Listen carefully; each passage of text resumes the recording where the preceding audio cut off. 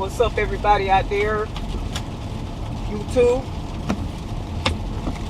Today I'm making this video again from my car.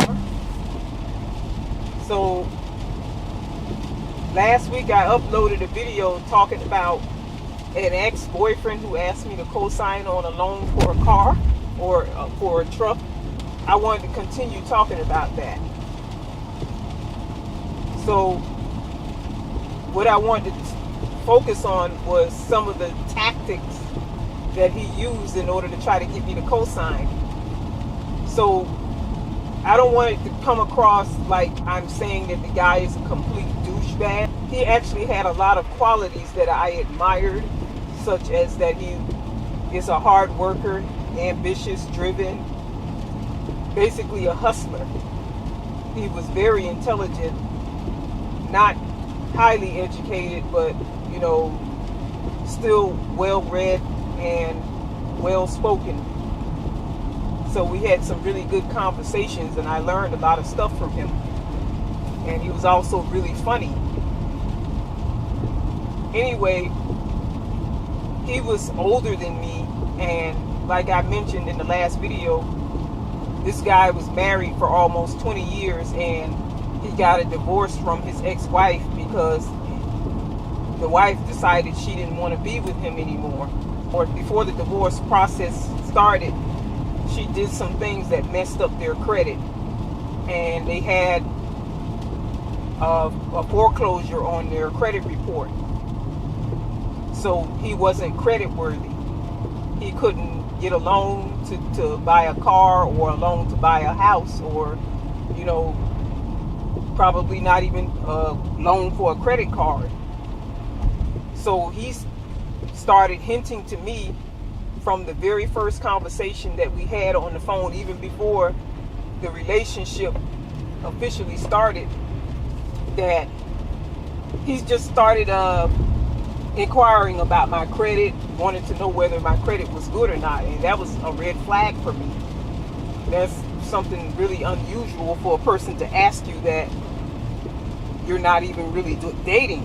So fast forward about 3 months, we had started dating, and he began to drop hints on me that he wanted me to co-sign on a loan for him to buy a new pickup truck and some equipment for him to purchase to go further in his business. And he wouldn't ask me directly. He just sort of just dropped subtle hints, hoping that I would catch on, or which I did catch on, but I never volunteered to loan him any money or to co-sign on the loan. And he ran a lot of head game to try to get me to feel sorry for him and his situation, but it didn't work because I was already programmed from about the age of 17 that I should never co-sign on a loan. And not only that, by the time that I met him, I had already gone to college, and I had a really good working knowledge of how the financial systems work in this country, in the credit system. And also I knew a considerable amount about business law and contracts, how contracts work. So there was no way that I was gonna screw myself by co-signing on a loan for someone, especially being that there would be no benefit to me. Primarily, he would be reaping the benefits of someone else co-signing on a loan. So what happened was that he started saying stuff like, "You're the one,"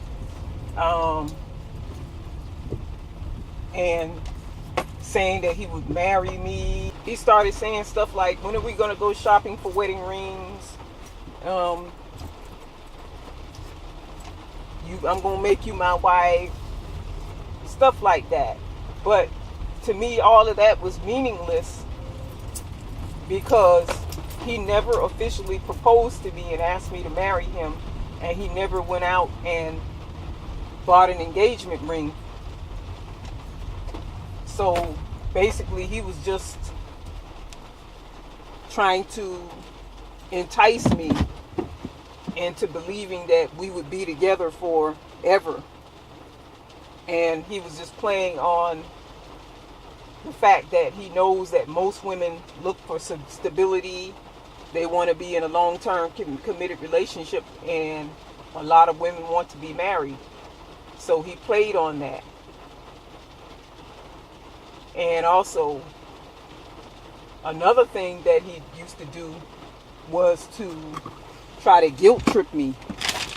He used use psychology to make me feel that I'm not enough, or he would compare me to other people, other women, his ex-wife, which I found to be quite offensive. He would compare me to female friends, that what they were doing for their husbands or their boyfriends, and to just try to make it seem as if I didn't measure up or I didn't compare. So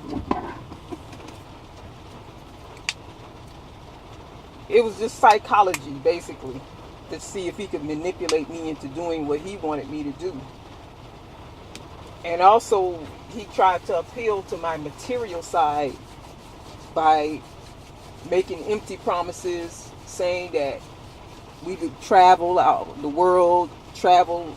I remember him telling me specifically that he wanted us to travel to Dubai. You know, some of you guys may be familiar with this luxury hotel in the United Arab Emirates.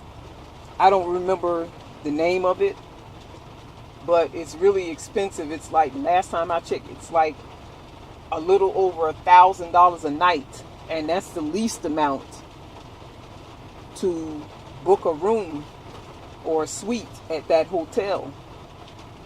And he wanted us to go there, vacation there for a week. And, I knew he was full of shit, that he was just playing mind games with me. But, that's one of the tactics that he used. I think that it's really messed up for someone to try to pressure their partner into doing something that they really don't feel comfortable doing, and to ask someone to make such an unreasonable, to expect for someone to submit to such an unreasonable request, because that's asking someone to put their credit on the line and their finances on the line with no benefit in return. And believe you me, he tried to make me feel that there was something in it for me, but he never really produced any tangible or concrete evidence that it would benefit me in the long run.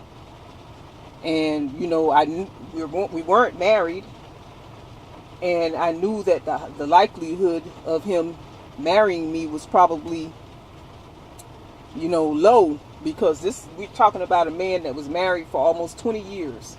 There was no freaking way that after only a couple of weeks or a month of knowing someone that that you're going to marry that person. So he was just bullshitting me to try to get what he wanted out of me.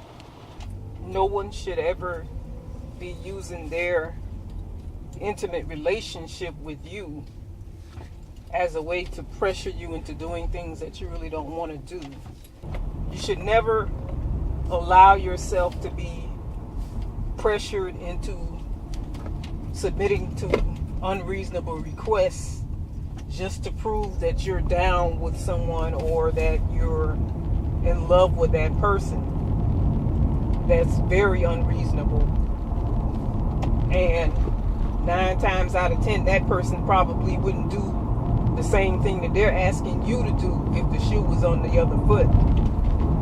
And in my situation, this guy had a good paying job, and he also operated a side business where he was making really good money. So there was no reason that he couldn't have took some of that money that he was earning and saved it to purchase a used truck and used tools or equipment in good condition, instead of trying to pressure me into co-signing on a loan for brand new stuff. So I felt like I did make the best decision, even though it may have cost me my relationship. But I also look at it from this perspective, that we probably weren't meant to be anyway.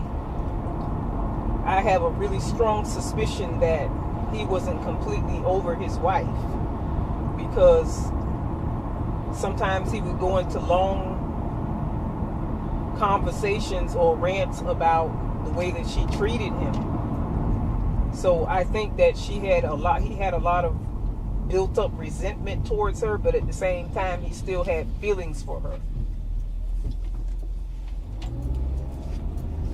So I felt like I made the best decision for me in my life. So all right, that I'm going to conclude this video for now. Thanks for listening.